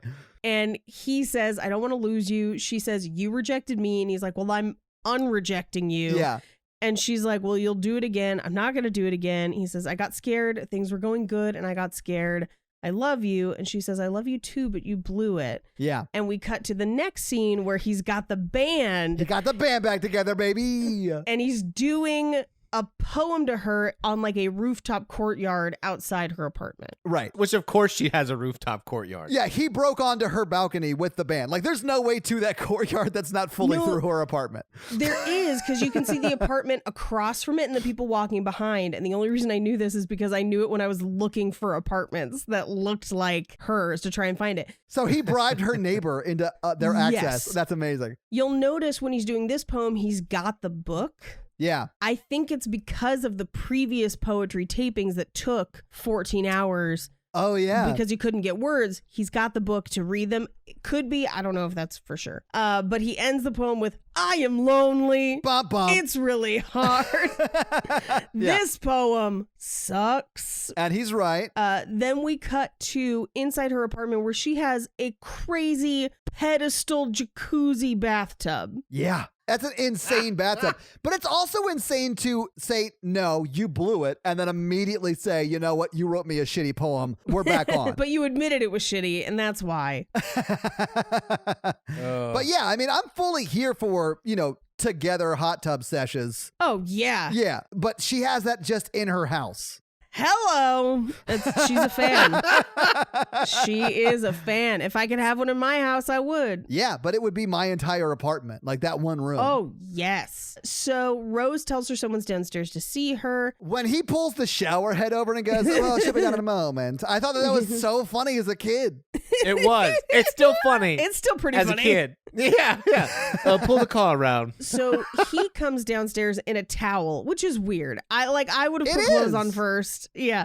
But so she introduces him to a woman named Ralph. And he says, it's great to meet you. He hugs her. The towel falls. I'm naked, aren't I? I'm naked, aren't I? Insane. Yeah, we cut to the next scene at a bar called Cock of the North. I wrote that down too. I thought that was an insane name for a restaurant. It's not just a bar. Yeah. Like, this is where they're having their 30th anniversary party. Dinner, yes. Yeah. At Cock of the North. His dad gets up to give a toast, which is like equal parts sweet and really troubling. Yeah. And because he basically, I'd like to propose a toast to my wife, May. 30 years ago today, we were married. We said I do and haven't agreed on a single thing since, but it could be worse and I still love you. Yeah. And she just goes, thank you. Like, that's her only reply to it. But she's already moving on in her mind to Tony, who is sitting next to her at this dinner already. But also one of the other fancy old ladies tries to dance with Tony. Like all of her friends are trying to dance with Tony. Yeah. It's wild. Yo, the silver hairs think Tony can get it. They've seen him autograph those urine samples and they are here for it. As the party's going on, Mike Myers' character seems to have kind of a revelation of like, I want 30 years with somebody. I want to be in this position 30 years from now. And he no longer thinks she's the honeymoon killer. So he's like, right. I love Harriet. Why not get married? Yeah. And she says no. And he just goes, please? Yeah. I know. I was like, oh. I do love this scene, though, because we know why she's saying no. Yes. And I feel like she does a great job of like showing it on her face that she does love him, but she doesn't want him to die, right? Right. Well, and here in the reading where she knows Rose is going to kill him, it makes sense that she's like, no, because that's what'll kill him. But in the reading where maybe she's just afraid that he'll leave, I think she's playing it a little too strong. Well, I think she's playing it that way because she's afraid to leave, because she eventually does say yes. Like, I think if she knew he was going to die, she would have just held to the no. Why don't we just live together part, right? Yeah. Right. There's a lot of problems if she knows that the sister's killing people. But mainly the fact that at the end, she would be arrested as an accessory to Yeah, she murder. would be complicit in 3 people's murders. When we get to fun facts, there are going to be some script revelations that will Oh my shock you. God. Oh, I'm so excited. Yeah. She does eventually say yes. We cut to their wedding, where she pauses before saying I do. Also, her wedding dress is nuts. Is it? Yes. Okay. I didn't notice. Me either. I'd never noticed before. Her wedding dress, so her veil is part of her dress. She's wearing a hoodie? Yes. That's amazing. When she pulls the veil down, it's like a cowl on the back of her dress. But that's her veil. It's very strange. She gets married dressed like the assassins from Assassin's Creed. Yeah. Yes. Well, this is her 4th marriage. She's just like want to try something new. Yeah. That's true. I guess, she's had 4 tries and she was just like, yeah, give me the weird shit. I hear Dress Barn gives you a discount if you buy in bulk. So maybe this is just the one that was left. Dress Barn doesn't usually carry wedding dresses, but I did. I think Mike Myers' wedding dress is much better than hers. Oh, yeah, his kilt. I love that they're wearing kilts. I loved it. Yeah. I love that his dad sings along to a bagpipe rendition of If You Want My Body by Rod Stewart. And it's because Rod Stewart is Scottish. I love that during this scene, the mom is just straight up molesting Tony. Yeah, she's got 2 hands full of ham and she is not letting go. Well, and kilts are, you're feeling the breeze. There's no underwear under there. Yeah, there's no underwear on those things. It's very easy to leave a urine sample in a kilt. That's all I'm saying. A piper collapses. We cut to Tony and Charlie are at the bar. And Tony is basically saying the wedding was beautiful. She's great. How could you think she was a murderer? And then she gets up and she sings Only You. And they share a look like, what? Nah. And then she changes languages. Mm-hmm. And Tony is suspicious. Yeah. Well, and then she calls him up. And I love when she like pulls his face and then she's like squeezing the shit out of his face. I thought that was so funny. My favorite is we get a reverse shot of the crowd and the mom is like mascara running, like sobbing.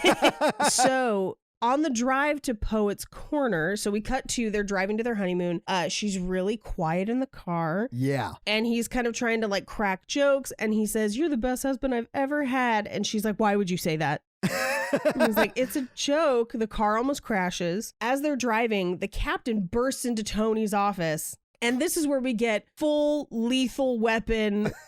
I love this. Tired so of your shit, much. Paisan. Just like ridiculous.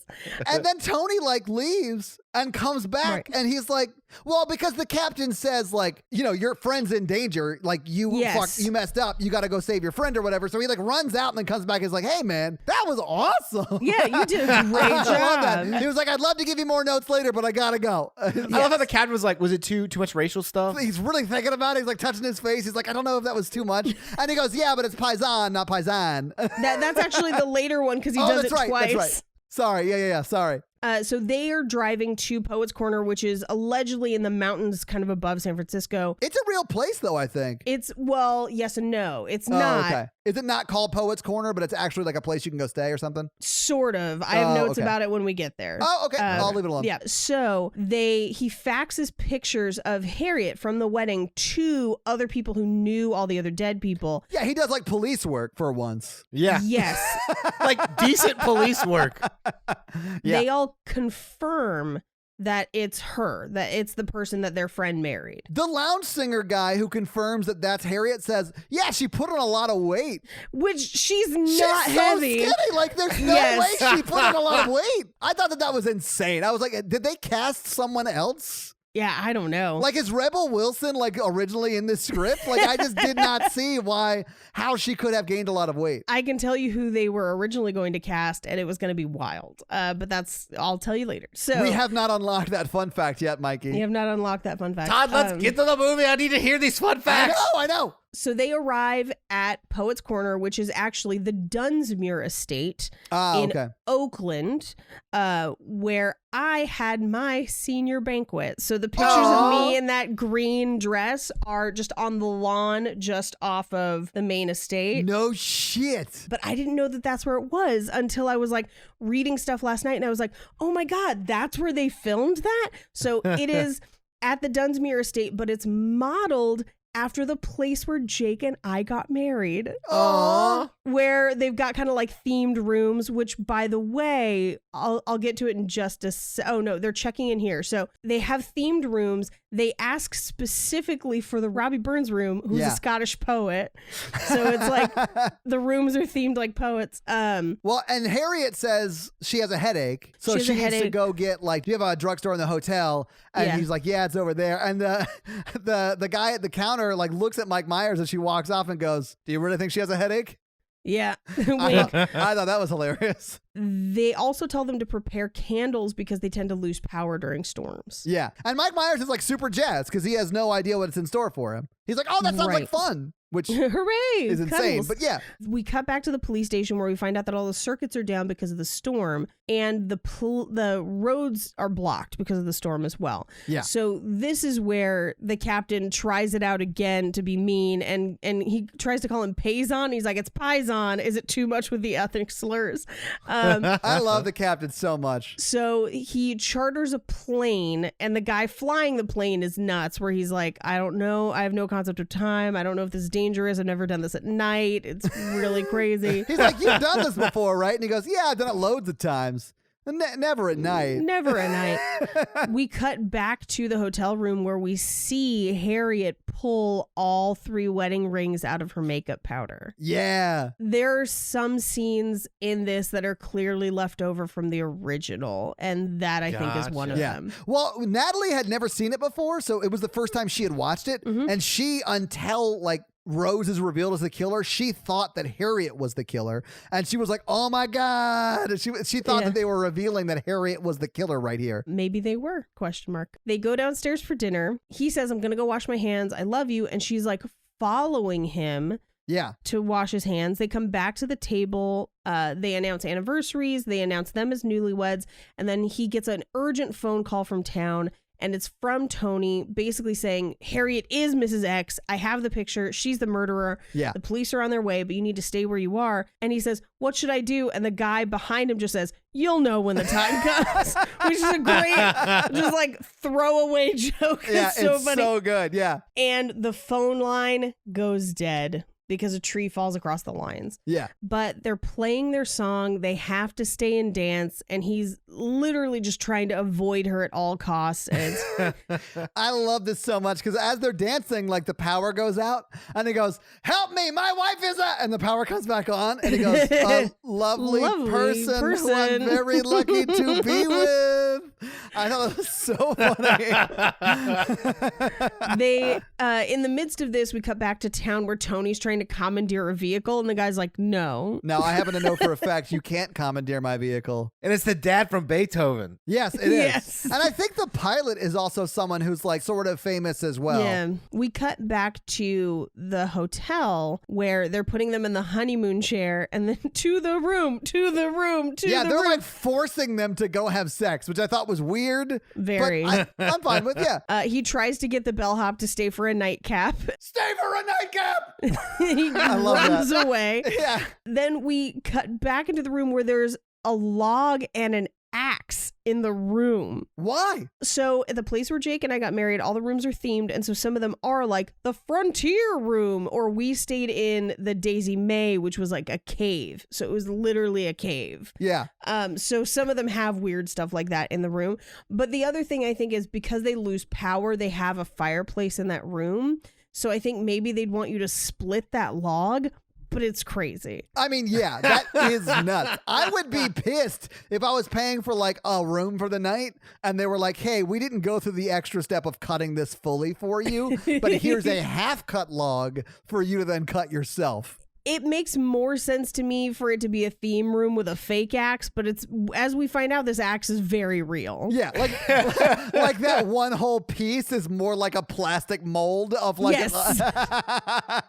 That would be hilarious. She turns to him and says, Charlie, there's something I've been meaning to tell you. I've been married before. And he says, I already know that. And then she basically, like, instead of just telling him like, I'm afraid you'll leave me, please don't, she basically says, you don't understand, and she's trying to stop him from going. And yeah, he shoves her into the closet. She should have told him she was married before. Before this. Yeah. Absolutely. Yeah. We cut back to Tony is in the car with the guy he tried to commandeer, who is now driving him to Poet's Corner, giving him a ride. I loved that. Oh, yeah, so funny. And he's like wrapping his fingers on the dashboard. He's like, oh, is that bothering you? He's like, no. That's my favorite thing ever. I love that dude's delivery. It's so good. So Charlie is now in the main portion of the honeymoon suite where he finds a note that was allegedly written from him to Harriet. Yeah. And we reveal that Rose is right behind him. With the axe. Yes. And a Dexter-esque plastic sheet outfit. She came prepared. And this is where she steals every scene from here on out. She's so great at being crazy. It's so good. So they fight. He climbs out the window onto the roof. Now, this is actually a fake roof that they built as a replica for the movie so that they can run around on it. And I mean, that makes sense because they are doing some what would be dangerous things up there. So Tony makes it. He kicks in the door. Harriet calls her over. He gets her out of the closet and puts her in handcuffs. I love this. Even though they can hear Charlie and Rose fighting on the roof. Charlie's running away from Rose. He falls. He's hanging onto the edge of the roof. She's like chopping at his hands with the axe. Well, and that's when they pause and they cut to Tony like questioning Harriet. And like while they're going back and forth, Harriet's like, you can hear them. They're on the roof. And he's just like smoking a cigarette like, you just don't get it. And you hear, ah! And he's like, you could tell me here, or we could talk about it downtown. Downtown. God, it's so funny. It's so funny. The axe gets stuck. He uses it as a chance to pull himself back up onto the roof. She throws the axe. He falls, hits a chimney pipe. Well, he racks himself on it. Yeah. Yeah. They lead Harriet outside in handcuffs, and he calls down from the roof. Rose is behind him. They struggle with the axe. She kicks him in the balls. He kicks her in the crotch. And then looks right at the camera. Yes. And is like has a little smile. I was like, oh, this is definitely a kid's movie. Yeah. She falls off the roof and he catches her. He tries to hold on to her, and then Tony pulls her in through that top window. Basically, that's the end of the fight. We cut to him reciting a sweet bird poem about Harriet. Yeah. As they're like showing her being taken away in the car. Right. And this is where we get the third or fourth, depending, instance of There She Goes Again. Yeah. And that's the movie. Yeah. Roll credit. All right. So having seen the movie, having talked about the movie, what do you guys think? I still really like this movie. Yeah, it's pretty good. I will agree, Paige, that there are some things that are not great. They didn't hold up great well to the test of time. But I still think this is a great kids movie. It's a kids movie with some very adult themes in it. Yeah, it's like Animaniacs. I'll grant that. Yeah, I will say I think I saw this as a kid. Like I'm Me pretty too. sure my I did parents too. showed it to me as a kid. I think it's a movie for adults that their kids can watch with them. I would agree. Yeah. But I love it. I'd watch it again in a heartbeat. It's so good. So, Paige, do you have some fun facts for us? I have so many fun facts. I can't wait. I'm so excited. So let's start out with, what is Mike Myers' job? Yes. And in order to fill you in, I have to take you on the journey that I went on to find it. Oh my God. This film is adapted from a script originally written by a man named Robbie Fox. And it was originally, at the time that it was sold as a script, called The Man Who Cried Wife. Such a great title. It was pitched under other titles, but when it was finally sold, that's what it was. The script at the time, and this is in 1988, was set in New York. And the original version has Charlie as more of a Woody Allen character. Woody Allen was actually at various points cast to be the lead or tapped to direct it, but he wanted too much money both times, so it fell through. It is sort of like Annie Hall if Annie Hall was a murderer. That is the pitch for this movie What? originally. Right. Except in the original version, Harriet was the murderer. Oh, Rose did that not makes exist. so much sense. Yeah. Okay. So she was the real axe murderer. She was the real axe murderer, and it was kind of a more misogynist version even than what we have now. In interviews, Fox has said that he and a friend came up with the idea as they were commiserating about the problems that they had with women. Yeah.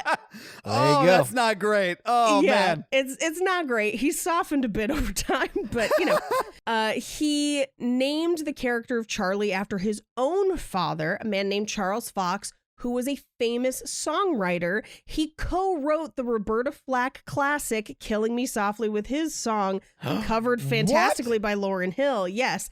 And he wrote almost every theme song from the 70s, like TV theme songs, so many famous ones. But in the midst of all that, his dad was also a super doomsday prepper and a conspiracy theorist. So he's like everyone's parents. Well, it's not the parents. He named Charlie because in the original script, there were no parents at all. And Charlie was the one who was paranoid and nervous. Essentially, he was like a Woody Allen character. He was like a paranoid Jewish guy in New York. Yeah. And so the screenplay, as I mentioned, it was pitched originally in 1986 under the title Fatal Attraction because they didn't know that there was another one. It went through 3 other titles before finally being sold under the title we have it now. And it sat in development hell for 5 years. Wow. It underwent about 12 different but pretty small revisions based on who was going to be in the movie, which in order was Woody Allen first, Gary Shandling, Albert Brooks, and then eventually Chevy Chase, who then pulled out, and then finally Mike Myers. Wow. I love all of those people at that time period. Gary Shandling. Yeah. Wow. That's Gary amazing. Shandling. He doesn't really do a lot of the stuff like that. He doesn't. And literally all the way up to attempting to cast Chevy Chase, the production company was trying to keep with the idea that Charlie was paranoid and Jewish. Literally Woody Allen. Yeah. Gary Shandling being pulled from the production caused one of the producers to leave Columbia permanently. To Really? leave his job. He thought he was so right for the role that he was like, if you're not going to have him, I'm leaving. Gary Shandling, he's passed away, but Gary Shandling was awesome. Yeah. Here's the question. What changed to change this movie that much? Well, in 1992, Wayne's World was released and it was a huge hit. And everyone wanted to offer Mike Myers parts. And at the same time, because remember, Wayne's World 2 and this movie were filmed in the same year. Now, Mike Myers, because he had come from SNL and because he had essentially helped write Wayne's World and had a level of control on that movie because it was based on his characters, and he had developed those characters, he had kind of an expectation of the level of control he would have on this movie. So he and his writing partner agreed to take the role on the option that they could rewrite the script as they chose. Interesting. Wow. Yeah, okay. Man, that's a big ask. It's a big ask, but he and his writing partner rewrote huge sections of the script. They changed the ending. They added the characters of his parents and of Rose. They made them Scottish instead of Jewish, and they moved everything to San Francisco because they thought it would be more conducive to a poet's lifestyle. Yeah, poets. I've never heard of one poet from New York. Well, yeah, I'm not sure if poet was in every iteration of the script. I think it was, but I think it was just a side gig. But because they made all these changes, they managed to lose some of the scenes that displayed Charlie's actual job from the original script, which was he owns a bookstore. What? Really? Now, how do I know this?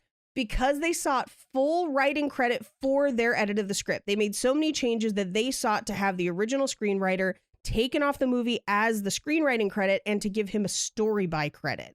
And that screenwriter had done every previous rewrite of the script, had been working on it for 5 years. And so he was like, fuck you. Fuck you to death. We're going to court. Oh, really? Yes. He takes them to court. He fights it. And he wins. Good for him. Yeah, despite the near full rewrite of this movie, he has the only writing credit on the film. And at the time, he was pretty fucking salty about it. So in 1993, he gave a scathing interview to the LA Times as the movie was being released. And that article is still online. And in it, he describes the movie. But because it hadn't come out yet and he hadn't seen the final product, he left in one detail from the original script, and it was that Charlie owns a bookstore. That's amazing that you got there through that insane legal battle. That's so awesome. That's a fun fact right there, guys. Thank you. If you want to hear more about it, there's a lot of really good oral histories on this movie online. Spin.com did one. The LA Times did one. There's an article called How So I Married an Axe Murderer Destroyed One Writer's Life. It was a contentious movie. But yes, so he owns a bookstore. That's what it is. That's amazing. We never see it or hear about it in the movie. So back to just normal run-of-the-mill fun facts that aren't rabbit holes. Harriet was almost played by Sharon Stone, but Sharon Stone wanted to play both Harriet and Rose because she thought it would be cool if they were twins, but they cast Nancy Travis instead because they were like, that's not what it is. I think I'd be down for that. Yeah, that'd be cool. Yeah, they cast Nancy, who was the girlfriend of one of the producers at the time because they were running out of time to make the movie, and she ends up marrying that producer, and they're still married to this day. Oh, nice. Yeah, that was kind of a sweet one. That's awesome. So let's look at their apartment costs. Yes. So assuming, because we don't see the rest of his apartment, if we assume that he has a studio, bare minimum. Yeah. He probably doesn't. But if we assume he has a studio with that view, the apartment would start at $2,500 a month for a studio. Yeah.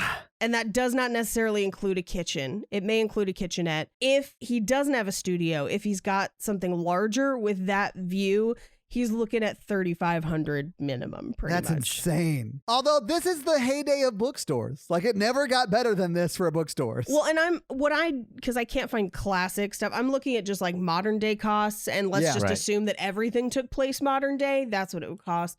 Now, Harriet's minimum of a 3-bedroom apartment would cost at least $4,500 per month. God, And that's on the low end. that's insane. It was likely closer to $6,000 a month. Oh my God. Oh, wow. She would have had to have had one of the most successful butcher shops in San Francisco In history. in history. She can't physically make the volume to support that overhead with the amount of meat that she has. With her and Charlie both owning businesses, maybe they could afford it together, but coronavirus would have really dealt them a pretty solid blow Yeah. if this was happening present day. So yeah, that is the rest of my fun facts, because we basically peppered everything else in throughout the way. Aw. Well, thank you for your fun facts. Those Thank were you. insanely Those are fun. really fun. Yeah. All right. So, would you date the main characters? No. I mean, if I had to hear hello every time a joke was made, that's going to impact my life so negatively. This movie gave me such a revelation as to why it was hard for me to find women to date me in high school. I feel that really hard, Todd. I really do. I Oh. understand. I need to apologize to Lauren, Lisa, Leslie, all of them L's. That's weird. Yeah, all of you guys. So sorry. I'm trying to think if I would date Harriet. Yeah, so okay, Mikey, yeah. that was my question for us is if we married Harriet and her sister tried to kill us, would we stay with Harriet? I was thinking about that too. Yeah, I would stay with her. I think I would too. I like Harriet. I think she's great. I think I'd be more mad that she didn't tell me she was married 3 times before. Oh, Yeah. yeah, right? Here's what I kept thinking about when I was thinking about, are they still together? Rose is alive. She's going to prison. She is still her sister. Yeah. I just pictured them like going to visit her in prison and having to go through the trial and having to go Ooh. through all of that. And I was like, I don't know if they stay together. Oh, yeah. Well, that's a different question. Like, do you still think they're together? I hope they are. I hope they so. are. I would have to see Harriet's reaction to Rose because she loved all those guys. Yeah. She might stop being a supportive sister once she figured out that. Hopefully. I think if she stops being a supported sister, she saves her relationship with Charlie. Yeah, Yeah. same. Yeah, yeah. And I think it'd be fair to Charlie to be like, yeah, it's kind of her or me because Yeah. Yeah. I mean, I know it's an ultimatum, but like she tried to murder me and murdered 3 people before. So Yeah. She's literally a serial killer. yeah. Yeah. So this is an ultimatum. There you go. Yeah. The thing that I really like about this movie is it gives Harriet a chance to be kind of a comedic equal in a lot of ways in their conversations. And I feel like they do really have, they develop a nice relationship. They I have agree. a connection. And so I think if they can get past the fact that her sister tried to murder him and, you know, not talk about it at Thanksgiving, then yeah, I think they could stay together. I think it's possible. Yeah, I think so too. That's the reality I want to live in. Yeah, agreed. I like that this movie is the one where you guys are like, yeah, they're definitely still together. I mean, I'll admit it's a long shot. There was 3 actual murders and an attempted murder, and this is the most realistic. I think they would work out. I feel like if you told me they didn't work out, I'd be like, yeah, that makes sense. I mean, Also. yeah, same. I just hope they do, you know? Yeah. I think it's also because they are essentially good people that have a bad thing happen to them. Like one of them is not the villain, if that makes sense. And that's the reason we want them to be together. Right. Both do things like they both just talked about it. Now, here's what I don't know about the original script, which I'm kind of curious about. I know there's a screenwriter out there that's dying to tell you everything about Oh, it. I'm sure. This is going to come out. We're going to get an email and he's going to be like, let me tell you. So one of the things that they had described and one of the other like log lines they kind of gave for the movie is she's the perfect wife, but she's a serial killer. So basically being like, she's amazing. She just kills people. I think it'd be really, really, really interesting to have it be Dexter style where it's like they meet, they fall in love. She's perfect. He, you know, has the same commitment issues because he always finds a reason to break up with somebody. And then he finds out that she's a serial killer and she just kills other people. Romantic comedy Dexter, I'm here for it. Yeah. Right? That would be amazing. Because now it's like, do you put up with, like, is that okay with you? What are you put going up to with it? do? What are you going to do? Yeah. I think that would be a really interesting kind of take on the same, kind of a similar idea. All right. So you guys ready to talk box office? Yes. All right.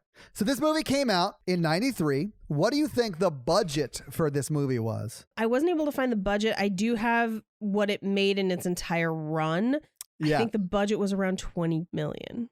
I would say like 12. The budget was exactly $20 million. Ah. When it came out on July 30th, 1993, it was 12th at the box office. Ooh, what was ahead of it? Oh, I'm going to run through this list page, and it is a bunch of hits. All right. So the number one movie that week was Rising Sun. Okay. Number 2 was In the Line of Fire. 3 was The Firm. Free Willy was 4. Jurassic Park was 5. Robin Hood Men in Tights was 6. Poetic Justice was 7, which I also think would be a good name for this movie. Agreed. Sleepless in Seattle, which we should do, is 8. Yes. No, that's the movie of the name of a poet who fights crime. I'm here for that. Poetic Justice. I am here for that. Sleepless in Seattle was 8. Coneheads was 9. Another Stakeout was 10. Hocus Pocus was 11. Really? And 12 was So I Married an Axe Murderer. And even though it was 12th, it still made $3.4 million that weekend, which is not awful. Okay, so in its complete theatric run, and Paige, you already know, so I'll just tell you. Yeah. And its total theatrical run, it made $11.5 million. So this movie lost a lot of money. Yeah, it did. Although it did very, very well on DVD and VHS and Blu-ray, I'm sure. But like, I just don't have the numbers on that. I bet it broke even eventually, but Yes. it did not break even in theaters. It threatened to tank the careers of everyone who was in it. It did tank the director's career. Yes. And then Mike Myers got very lucky that Wayne's World 2 came out that same year and essentially saved his movie career. Yeah. But after Wayne's World 2, and it's suspected because of his experience with this movie, he did not make another movie for 4 years. Wayne's World, just to like juxtapose what Wayne's World made onto this movie, Yeah. Wayne's World made total $183 million in 1992. So he had a huge hit, a huge bomb, and then did another Wayne's World. Oh, just to throw it out there, Wayne's World 2 made $47 million. Yeah, it was not as much of a hit as Wayne's World 1, Right. although I think Wayne's World 2 is really fun. I enjoy 2 quite a I bit. think it's great. Yeah, it's a little more bonkers than Wayne's World 1, but it's still Yes. fun. But that's box office for you. So this week we watched So I Married an Axe Murderer, and next week it is my turn to pick. And I was talking to a friend of mine, and it was revealed that there is a blind spot in my classic rom-com history. So I think we need to do Joe versus the Volcano because I've never seen it. Yes, I do now remember that you told me this. Yeah. I'm very excited about this. I love Joe Vo's. Obviously, I've heard it's amazing, and I know about it, right? Because it's such Amazing's a strong word. Okay. It's eclectic. Okay. Well, I mean, I know about it because a lot of people have talked about it throughout the years. It's another rom-com I loved as a child, which I think may have been made for children. You know what, Mikey? I'm kind of with you on that one. It's like this. It's a lot like this movie. Well, awesome. I can't wait to watch it. So your homework for next week is to again get wine drunk and watch Joe versus the Volcano. Oh, and see young Tom Hanks. Yeah. Yeah. So, Mikey, do you have a review for us to read? No, you tell him. All right, so this is how you have your review run on the podcast, and that is simply to leave us a 5-star text review, and, leave us a little text so Mikey can read something and have a little fun with it. I can't believe we're already over 100 reviews. Like, that's insane. So thank you guys That's so much nuts. for both listening and leaving us reviews. So, Mikey, you got one? I'm going to read this one. I'm a little partial because I think I know who wrote it. Oh, okay. All right. R.M. Butler wrote, Thursday Favorite is the title of her review. I like it already. In all honesty, I only started listening to support a friend from college. Who is it? I'm that friend from college. Oh, are you? I thought it was Paige. Okay. All right. Cool, I cool, was cool, cool. I was like, RM? I didn't really have many friends in college because I was still being like Hello.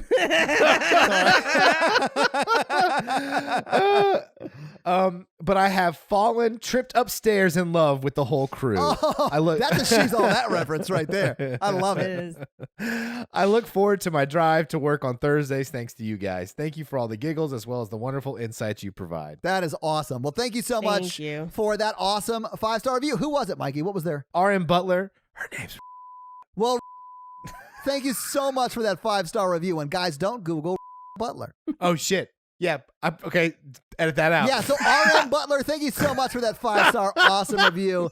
And I'm so sorry you had to put it with Mikey in college.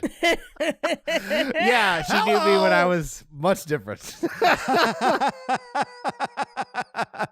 Well, awesome. Well, guys, if you want to have your 5-star review read on the podcast, leave us a 5-star review. So, yeah, guys, if you like this power throuple that we have here on this podcast, make sure to check out our other podcast, The Horror Virgin. And that is the only other podcast that Mikey and I are on. But Paige gets around, and she is on 2 other podcasts, Black Card Rehab and Cult Podcast. So guys, definitely check out those because they're amazing. If you want to follow us on social, we are at Romancing the Pod Show Yes. on Instagram, and we are at something else on Twitter who I just have never taken the time to learn it. It's just Romancing Pod Show because they have a character limit and it's show SHO like Showtime.